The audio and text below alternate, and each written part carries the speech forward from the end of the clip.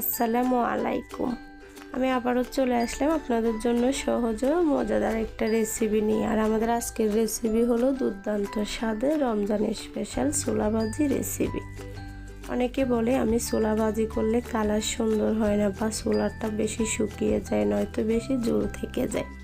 আজকে আপনাদের সাথে শেয়ার করব কিভাবে পারফেক্টভাবে মজা করে ছোলা কিংবা বুট ভাজি করবেন। তাহলে চলুন আর কথা না বাড়িয়ে চলে যাচ্ছি মূল ভিডিওতে। ছোলা ভাজার জন্য আমি সবার প্রথমে চুলায় একটা ফ্যান বসিয়ে দিয়েছি, তার মধ্যে দিয়ে দিলাম পরিমাণ মতো তেল, আর দিয়ে দিলাম 3 টুকরো দারচিনি, 2-3টে এলাচ, 2টা দিয়ে দিলাম তেজপাতা, 1 চা চামচ দিয়ে দিলাম চিকন জিরা। আপনারা চাইলে জিরাটা স্কিপও করতে পারেন। আস্ত মশলাগুলো 2 থেকে 3 মিনিটের মতো তেলের উপরে ভেজে এর মধ্যে দিয়ে দিলাম হাফ কাপের মতো পেঁয়াজ কুচি। পেঁয়াজটা 2 মিনিটের মতো তেলের উপরে ভেজে কাঁচা গন্ধ ভাবটা ছাড়িয়ে নিয়েছি। এখন এর মধ্যে দিয়ে দিলাম 1 চা চামচ আদা বাটা। আদাটা দিয়ে ভালোভাবে নেড়ে ছেড়ে ভেজে কাঁচা গন্ধ ভাবটা ছাড়িয়ে নিব। আমি পেঁয়াজটা বেশি লাল লাল করি না, আপনারা চাইলে পেঁয়াজটা আরেকটু লালও করতে পারেন।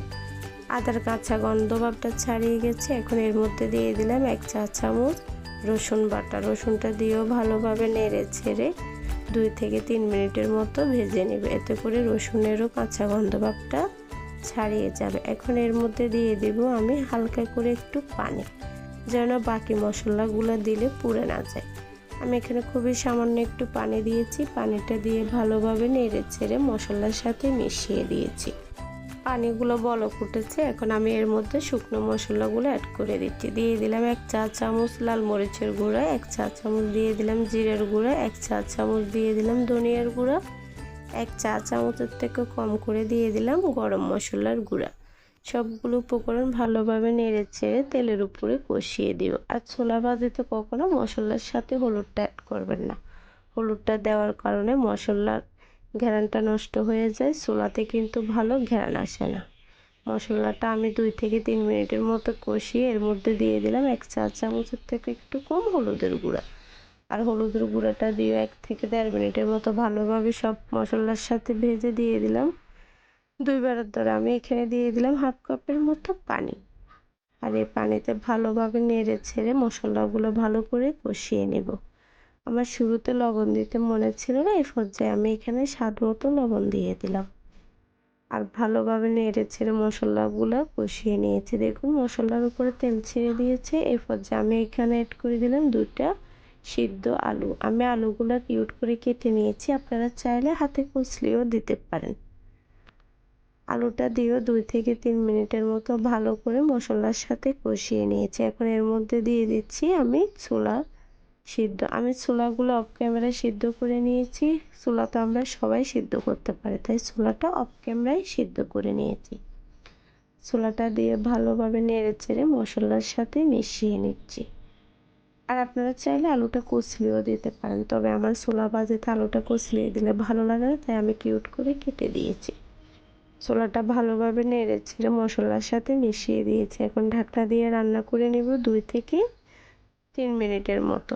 ফিরে আসলাম 2 থেকে 3 মিনিট পর। দেখুন ছোলাগুলো মশলার সাথে কষিয়ে উপরে তেল ছেড়ে দিয়েছে। আর এই পর্যায়ে আমি একটু ভালোভাবে নেড়ে ছেড়ে এখানে মিশিয়ে দিচ্ছি হাফ কাপের মতো পানি।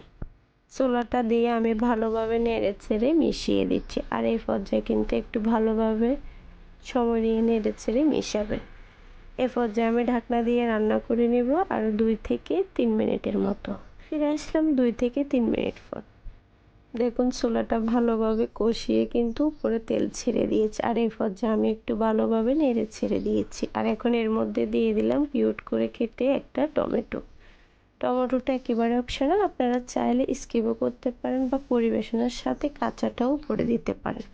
তবে আমার এই পর্যায়ে টমেটোটা দিলে ছোলা ভাজিটা খেতে ভালো লাগে আর ফ্লেভারটাও খুব ভালো আসে। আর দিয়ে দিলাম 2-3টা কাঁচামরিচ কুচি। আর ছোলা ভাজিতে কখনো কাঁচামরিচটা লম্বা করে দিবেন না, এরকম গোল গোল করে কুচি করে দিবেন।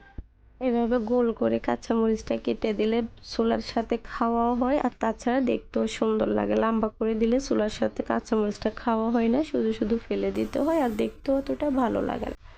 আমি ঢাকনা দিয়ে 2 থেকে 3 মিনিটের মতো রান্না করে নিয়েছি। মাঝে কিন্তু একবার নেড়ে ছেড়ে দিয়েছি। আবারও ঢাকনা দিয়ে 2 থেকে 3 মিনিটের মতো রান্না করে নিয়েছি। আর দেখুন এই পর্যায়ে আমার ছোলা ভাজিটা কিন্তু রেডি হয়ে গেছে। আমি এখন একটু ভালোভাবে নেড়ে ছেড়ে দিয়ে গ্যাসটা অফ করে দিব। আর ছোলা ভাজির সময় আপনি যতটুকু পানি দিবেন, পানিটা টেনে যখন উপরে তেল ছেড়ে দিবে এই পর্যায়ে কিন্তু অবশ্যই গ্যাসটা অফ করে দিবেন। যদি এর থেকেও বেশি জ্বালাতে চান তাহলে ছোলাটা বেশি শুকনো হয়ে যায়। আবার তেল ছাড়ার আগে যদি গ্যাসটা অফ করে দেন তাহলে ছোলার মধ্যে বেশি ঝোল থেকে যায়। দেখাচ্ছি পরিবেশন করে।